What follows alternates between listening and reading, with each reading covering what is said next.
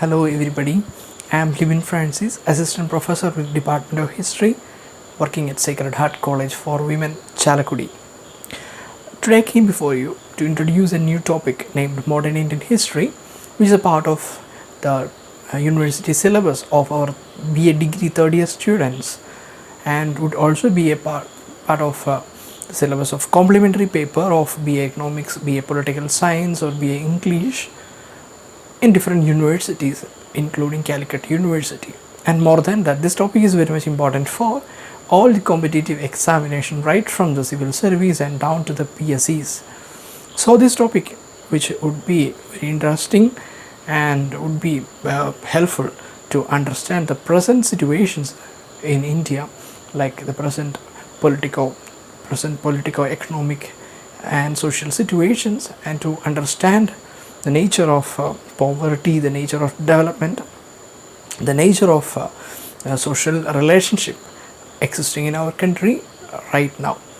So the modern Indian history we starting from, actually the division of history is somewhat a product of Western academics, in which they divided the world history into ancient, medieval and modern, and right away they also divided Indian history like ancient, which they termed as a Hindu period, and medieval, and they termed as a Muslim period, and the modern period, which they did not term as a Christian but as British period, because they know that dividing Indian history on the basis of communal lines would help them to better rule away India by setting apart two communal groups in India, Muslims and Hindus, and separated, because they divided their history like ancient and medieval.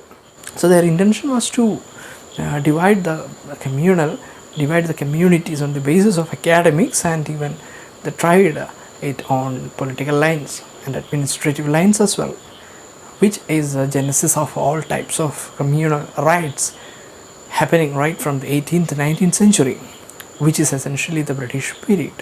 Modern Indian history is important to understand the present situations existing in our country, existing across the world, because the modern Indian history is intimately connected with modern world history, because colonialism is somewhat not confined to one particular country or one particular region, but it is a global phenomenon, and it is globally more exploitative, and India is a victim, and still we face the damages or the effects of that colonialism in the contemporary India as well.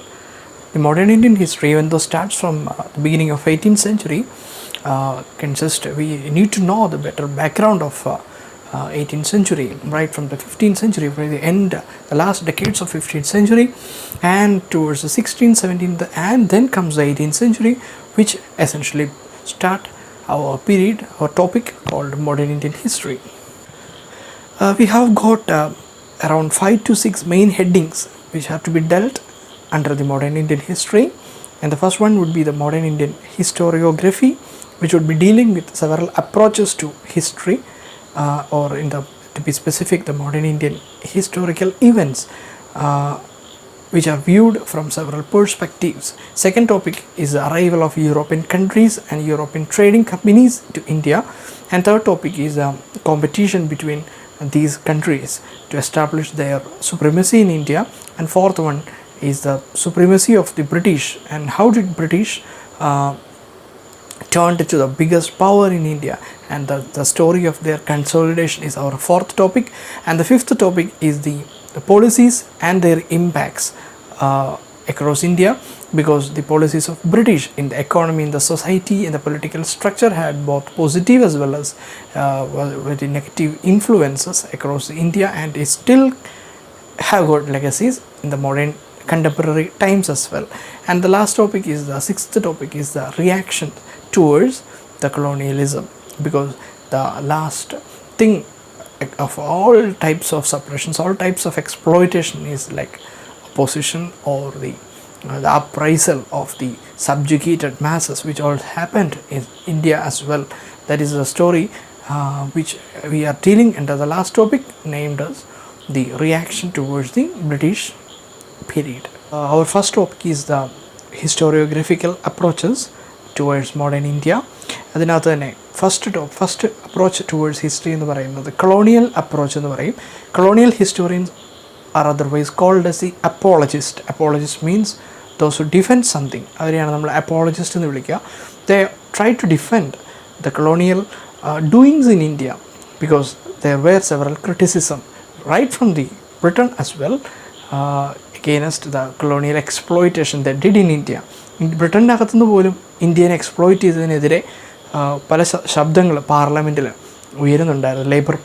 Liberal party പോലെയുള്ള പല പാർട്ടികൾ പോലും colonialism അവസാനിപ്പിക്കണം, അല്ലെങ്കിൽ colonialism ഇന്ത്യക്ക് ഒരു നേട്ടവും ഉണ്ടാക്കില്ല, ഇന്ത്യനെ തകർത്ത് കളയും എന്ന വാദം ഉന്നയിച്ചിരുന്ന പല ആളുകളും ഇവരുടെ ബ്രിട്ടനിൽ തന്നെ ഉണ്ടായിരുന്നു. അപ്പോൾ ബ്രിട്ടീഷ് ഹിസ്റ്റോറിയൻസിൻ്റെ ഒരു പ്രധാനപ്പെട്ട ഒബ്ജക്റ്റീവ് എന്ന് പറയുക, അവർക്ക് പ്രൂവ് ചെയ്യണം ഇന്ത്യയിൽ അവർ നടത്തിയതൊന്നും എക്സ്പ്ലോയിറ്റേഷൻ അല്ല, മറിച്ച് they saved India from a feudal economy and they put into India to the glorious seat of capitalism. അതായത് ഇന്ത്യനെ ഒരു ക്യാപിറ്റലിസത്തിൻ്റെയും അല്ലെങ്കിൽ ഒരു ഗ്ലോബലൈസേഷൻ്റെയും ഉന്നതിയിൽ ഇന്ത്യനെ എത്തിച്ചു. അതാണ് തങ്ങളുടെ ഏറ്റവും വലിയ കോൺട്രിബ്യൂഷൻ. അല്ലെങ്കിൽ അവർ അതിനുവേണ്ടി തങ്ങൾ ഒത്തിരി ബേർഡൻ സഹിച്ചു. അതാണ് വൈറ്റ് മെൻസ് ബേർഡൻ എന്നൊക്കെ അവരുടെ തിയറി പറയുന്നുണ്ട്. വൈറ്റ് മെൻസ് ബേർഡൻ, ഞങ്ങൾക്ക് ഇന്ത്യയിൽ വരേണ്ട ഒരു ആവശ്യം ഉണ്ടായിരുന്നില്ല, ഞങ്ങൾക്ക് ഇന്ത്യ പോലെയുള്ള രാജ്യത്തെ സേവ് ചെയ്യേണ്ട ഒരു ആവശ്യം ഉണ്ടായിരുന്നില്ല, ഞങ്ങൾ ഒത്തിരി ബുദ്ധിമുട്ടുകൾ സഹിച്ചു. അവരുടെ ക്ലൈമറ്റ്, ജോഗ്രഫി പോലെയുള്ള ഒത്തിരി ബുദ്ധിമുട്ടുകൾ, ഇത്രയും ദൂരം യാത്ര ചെയ്ത് ഞങ്ങൾ ഇന്ത്യയിൽ വന്നു, ഇന്ത്യനെ സേവ് ചെയ്തു. എങ്ങനെ? ഇന്ത്യയിൽ ഇംഗ്ലീഷ് എഡ്യൂക്കേഷൻ പ്രൊവൈഡ് ചെയ്തു, ഇന്ത്യയിൽ പുതിയ റിലീജിയൻസ് ഇൻട്രൊഡ്യൂസ് ചെയ്തു. അങ്ങനെ ഇന്ത്യയിലെ കൂടുതൽ റിവൈവ് ചെയ്യാനായിട്ട് തങ്ങൾക്ക് സാധിച്ചു എന്നാണ് അവർ വാദിക്കുന്നത്. ഇതിനകത്ത് കുറേയൊക്കെ സത്യമുണ്ടെങ്കിൽ പോലും the prime objective of the British colonialism was nothing but exploitation of our country. അത് ഇന്ത്യയിൽ മാത്രമല്ല, എവിടെയൊക്കെ കോളനികളുണ്ടോ അവിടെയെല്ലാം അതിൻ്റെ എല്ലാം the prime and the single motive or the prime focus is on exploiting the resources of that particular country. അതാണ് ശരിക്കും ഇന്ത്യയിൽ സംഭവിച്ചത്. ഇന്ത്യയുടെ റിസോഴ്സസ് എക്സ്പ്ലോയിറ്റ് ചെയ്യുക. പക്ഷേ ഞാൻ ഈ പറഞ്ഞു വന്നത് നമ്മുടെ കൊളോണിയൽ ഹിസ്റ്റോറിയൻസിൻ്റെ അപ്രോച്ചാണ്. ഈ second approach towards modern Indian history is termed as the nationalist school of historiography, in which the historians try to prove that there existed brutal exploitation in India caused by the mother country Britain, and they took the resources in their advantage, in their favor, and the prosperity, the development, the industrialization and whatever that made the Britain the presently developed country was on the expense of the poverty and underdevelopment or the deindustrialization that happened in India. Or in other words, the colonial historians tried to prove that the colonialism or the imperialism is actually beneficial for India, whereas the nationalist historians put forward a different approach, an opposite approach, that the colonialism, the imperialism was actually highly demoralizing and exploitative for India. This approach can be viewed from the works of Dadabhai Naoroji and Asst, in which they point out the ways in which these resources were going out from India to Britain, and how did these resources turned to a more value-added goods, and how did they came back to India and drained the further resources in the form of finished products. So this is the approach of the nationalist viewpoint. And the third approach is called the Marxist historiography. The Marxist historiography, which derive its form from the famous economist come historian named Karl Marx. And the Marxist historians put forward two kinds of contradictions that existed in India. First one is the primary contradiction, and it was between the interest of the Indians versus Britain.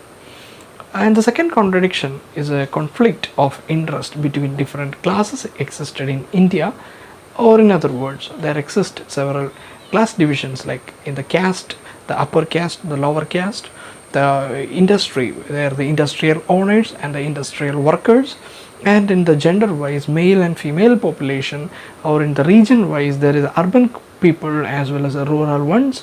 And this is the class difference existed in India, and this class difference even exists as presently.